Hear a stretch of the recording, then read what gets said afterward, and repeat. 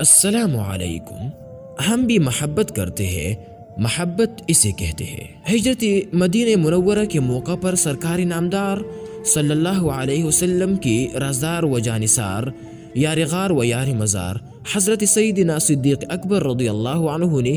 جانثاری کی جو اعلیٰ مثال قائم فرمائی ہے وہ بھی اپنی جگہ بے مثال ہے دوستو۔ تھوڑی بہت الفاظ کے فرق کے ساتھ مختلف کتابوں میں اس مضمون کی روایت ملتی ہے کہ جب سب کے حبیب لبیب بے چین دلوں کے طبیب صلی اللہ علیہ وسلم غار ثور کے قریب پہنچی تو پہلے حضرت سیدنا صدیق اکبر رضی اللہ عنہ غار میں داخل ہوئی، صفائی کی، تمام سوراخوں کو بند کیا۔ آخری 2 سوراخ بند کرنے کے لیے کوئی چیز نہ ملی تو آپ رضی اللہ عنہ نے اپنے پاؤں مبارک سے ان دونوں کو بند کیا،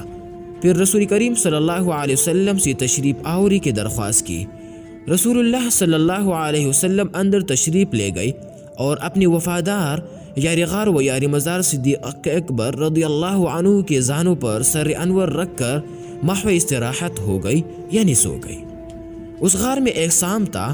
اس نے پاؤں میں ڈس لیا، مگر قربان جائیے اس پیکر عشق و محبت پر دوستو کہ درد کی شدت و کلفت یعنی تکلیف کے باوجود محض اس خیال سے کہ مصطفیٰ جان رحمت صلی اللہ علیہ وسلم کی آرام و راحت میں خلل واقع نہ ہو، بددستور ساکن و صامت یعنی بے حرکت و خاموش رہے،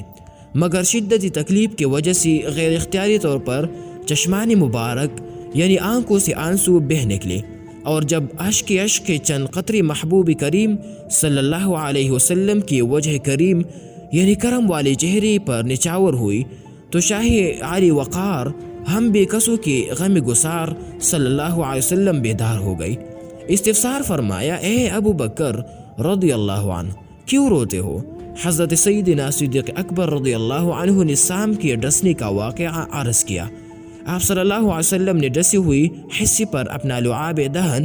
یعنی توک شریف لگایا تو فوراً آرام مل گیا۔